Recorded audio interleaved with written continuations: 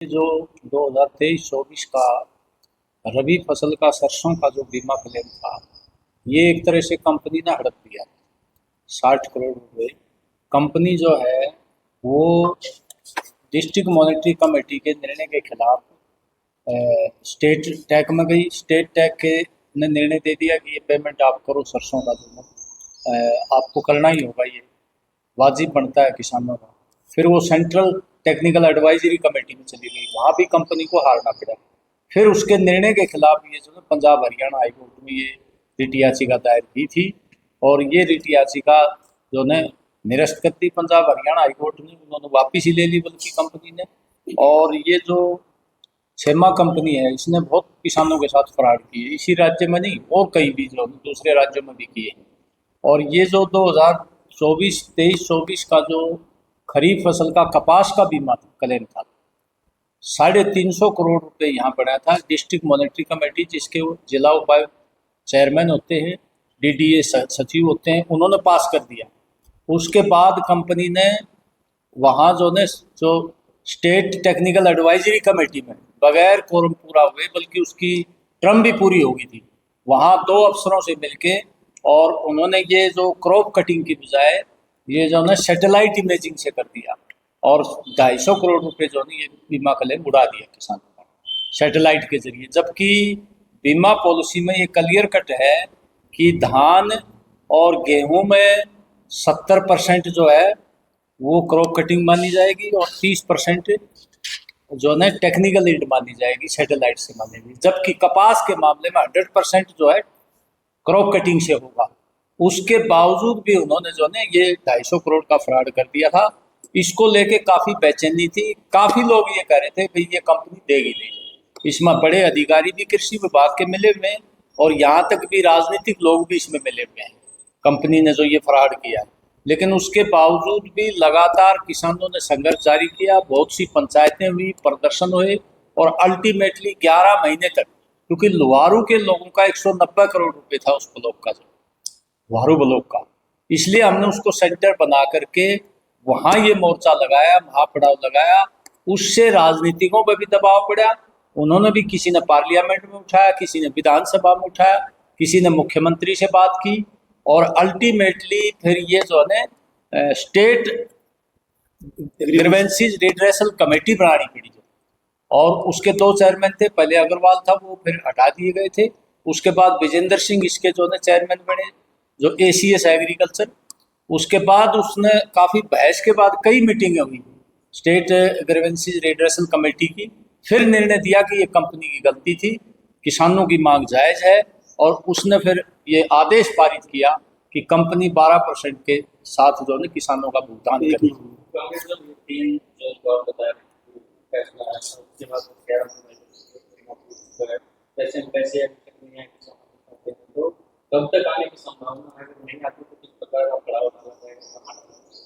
देखिए, ये पहले तो कंपनी वो जो 60 करोड़ के मामले में जो है उसने पंजाब हरियाणा हाईकोर्ट में रिट याचिका दायर कर दी। फिर सरकार ने ये तय किया भाई ये कंपनी नहीं मानती है तो इसके खिलाफ FIR दर्ज हो और ये ब्लैक लिस्ट हो। उसी के दबाव में कंपनी ने ये मुकदमा वापस लेना पड़ा। अब कंपनी ने ये तय किया कि हम कहीं कोर्ट में नहीं जाएंगे और किसानों का ये भुगतान करेंगे। तो हमें लगता है टाइम तो कुछ लगेगा, हालांकि टाइम दे रखा है, लेकिन किसानों का ये पेमेंट इस कंपनी को करना पड़ेगा। अगर ये किसानों का पेमेंट नहीं करती तो ये मुकदमा वापस नहीं लेती है, क्योंकि सरकार ने भी ये दिखा दिया कि भाई ये जो है काफ़ी फ्रॉड कर दिए इस कंपनी ने, और किसान एजिटेटेड है। किसानों ने लगातार संघर्ष किया, उसके दबाव में राज्य सरकार की भी जो है किरकिरी हुई है इसमें कि एक कंपनी राज्य सरकार के होते हुए इतना बड़ा फ्रॉड कर दिया। समय जरूर लगेगा इसमें, लेकिन किसानों का ये पेमेंट मिलना तय है, ब्याज समेत। और उसको ना खारिज भी किया उन्होंने, हाईकोर्ट ने बकायदा खारिज किया उनकी जो अपील थी कंपनी की। और क्योंकि इसमें बहुत बड़ा फ्रॉड है, जिसके चलते, क्योंकि आधार नहीं था उनके पास कोई, कंपनी जो है ऐसा तो है नहीं कि भाई उनको बहुत करोड़ों रुपए कमा रही है तो वो कोई भलाई में किसी को दे देंगे। वो ये सोचते हैं कि कहीं से किसी तरह डकैती मारने का मौका मिल जाए, वो उन्होंने मारने की कोशिश की। और ये उनके मुंह पे एक बहुत बड़ा तमाचा जो है कोर्ट ने जब खारिज किया तो वो लगा है। और ये निश्चित तौर पे जो भी आप सवाल कर रहे थे, 20 जुलाई के बाद हम इसके ऊपर एक, अगर ये आ जाता है तो ठीक है, वरना इसके ऊपर एक बड़ी योजना बनाने की है। क्या लगता है जो बीमा कंपनी थी, इतना लंबा किसी राजनीतिक नेता का दबाव था, सदस्यों का? नहीं, कंपनियों के पीछे सब कुछ है जी। अगर कंपनी टेंडर जहां से लाती है और पूरी व्यवस्था को आप देखोगे, अभी हमने परसों एक अपील दायर की है जो बिजली आयोग है वहां पे, एक प्राइवेट कंपनी को टेंडर देने जा रही है सरकार, गुड़गांव का और नू का, और उसका कितना टर्नओवर होना चाहिए, केवल 1 करोड़ रुपए होना चाहिए। वो बिजली वितरण का लाइसेंस ले लिया वहां पे। तो इस बात का सबको पता है कि ये प्राइवेट कंपनियां कहाँ से आती है, किनको इसकी शय होती है, ये सब इससे जग जाहिर है। लेकिन हम ये समझते हैं कि लोगों ने इसके खिलाफ लड़ाई लड़ी है, वो बहुत बड़ी बात है।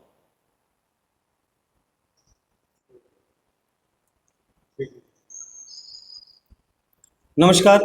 सबसे पहले तो मैं तमाम पत्रकार साथियों का बहुत बहुत आभार प्रकट करता हूं कि आज वो किसान सभा की जो प्रेस वार्ता है उसमें हमारी बातचीत को लोगों तक पहुंचाने के लिए, संदेश के लिए वो आए। मेरा नाम सुमित दलाल है, राज्य सचिव अखिल भारतीय किसान सभा। और आज हमारी ये जो प्रेस कॉन्फ्रेंस है उसका एक जो खास उद्देश्य है वो ये है कि हम अखिल भारतीय किसान सभा पिछले लंबे समय से बीमा क्लेम के लिए और फसल खराबे का जो मुआवजा है उसको लेके हम लंबे समय से संघर्ष कर रहे हैं। और उसी की कड़ी में कुछ सफलताएं भी मिली है और कुछ सफलताएं अभी आगे मिलना बाकी है। तो उसका जो हमारा आगे के एक्शन है उसके बारे में बताना चाहते हैं। सबसे पहले तो हम आपको ये बताना चाहते हैं, अखिल भारतीय किसान सभा जब 2023-24 में रबी की जो चना है, सरसों, गेहूं की फसल बर्बाद हुई थी, और उस समय पे फसल बर्बाद हुई जब कंपनी ने किसानों को जितना क्लेम बनता था, लगभग 85 करोड़ रुपए का क्लेम बनता था, और वो क्लेम पूरा नहीं दिया था। केवल जो 25 करोड़ रुपए का क्लेम ही कंपनी ने, शेमा बीमा कंपनी ने उस समय पे वितरित किया था, और वो क्लेम पेंडिंग था। और उसी के अगली जो हमारी फसल थी खरीफ 2023 की, उसका भी हमारा जो फसल बर्बाद हुई थी उसका लगभग वो 250 करोड़ से ज्यादा का, 350 करोड़ का जो बीमा क्लेम था वो बनता था।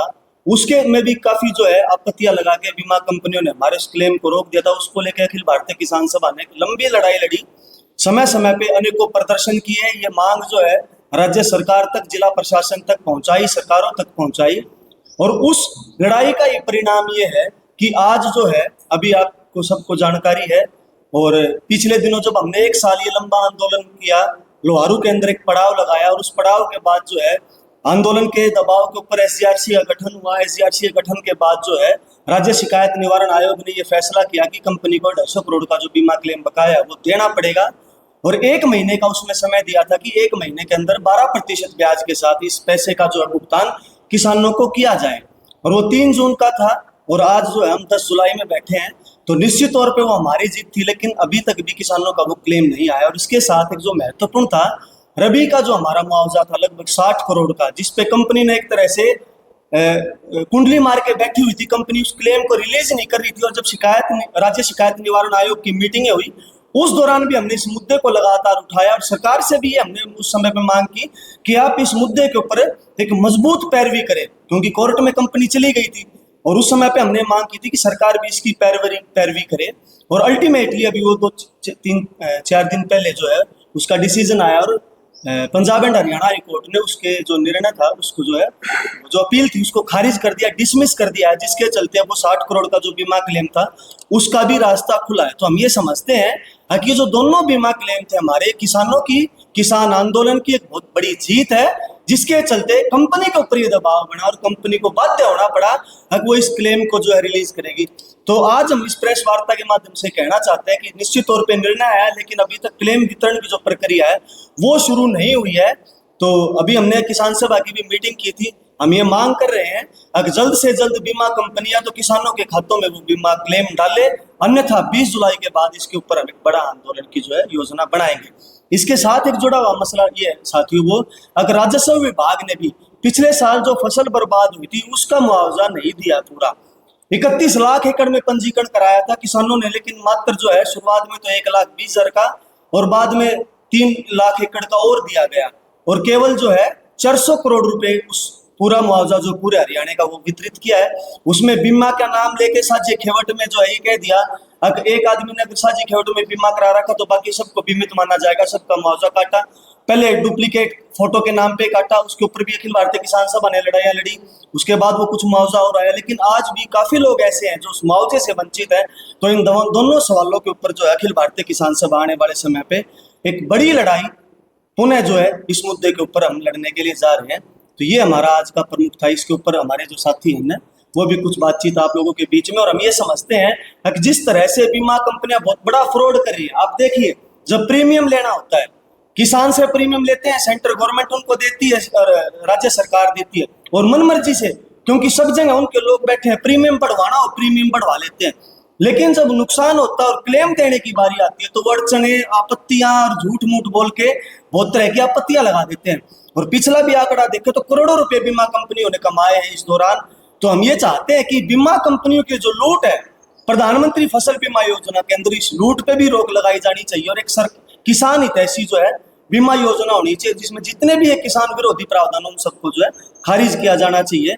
तो लगातार सरकार क्योंकि इस तरह से बयानबाजियां करती है कि प्रधानमंत्री फसल बीमा योजना से इतना पैसा दिलवा दिया, इतना दिलवा दिया, लेकिन कुल मिला के हम देखें तो करोड़ों रुपए जो बीमा कंपनियां कमा रही हैं। तो हम पुनः ये कह रहे हैं कि हमारा ये जो दोनों क्लेम है, जल्द से जल्द या तो कंपनी जो है इस क्लेम को किसानों के खाते में डाले, वरना हम इसके ऊपर एक बड़े आंदोलन की भी घोषणा भी करेंगे।